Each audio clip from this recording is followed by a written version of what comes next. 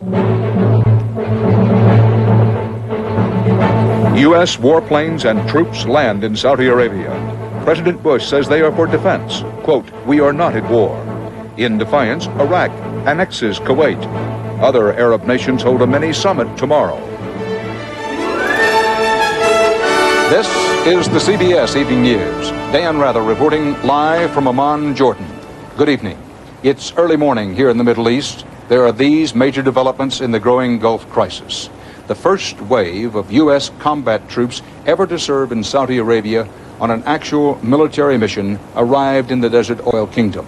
President Bush insisted their role is, for at least the moment, defensive, quote, "to draw a line in the sand in front of menacing Iraqi troops across Saudi Arabia's border in Kuwait."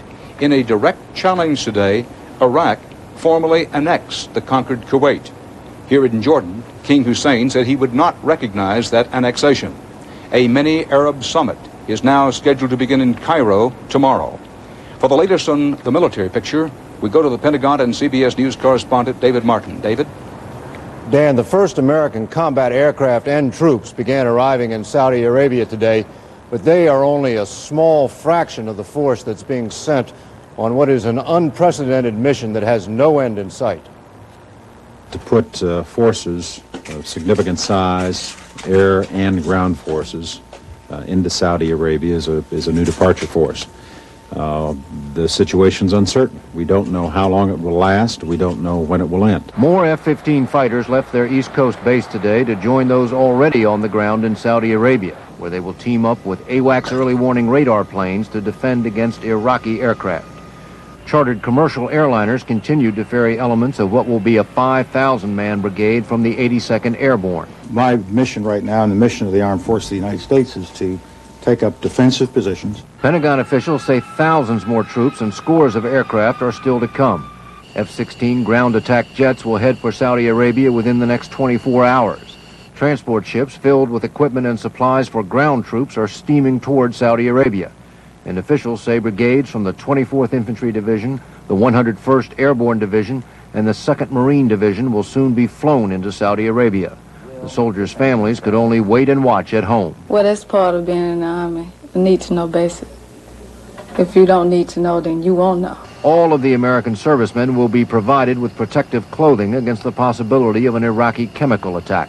The Iraqi armed forces do have chemical weapons. They have used them in the past. It's a threat that we're concerned with, and I treat it as a capability that is there, could be used. To back up the forces ashore, the aircraft carrier Eisenhower went through the Suez Canal today to join the 14 U.S. Navy ships already operating in and around the Persian Gulf.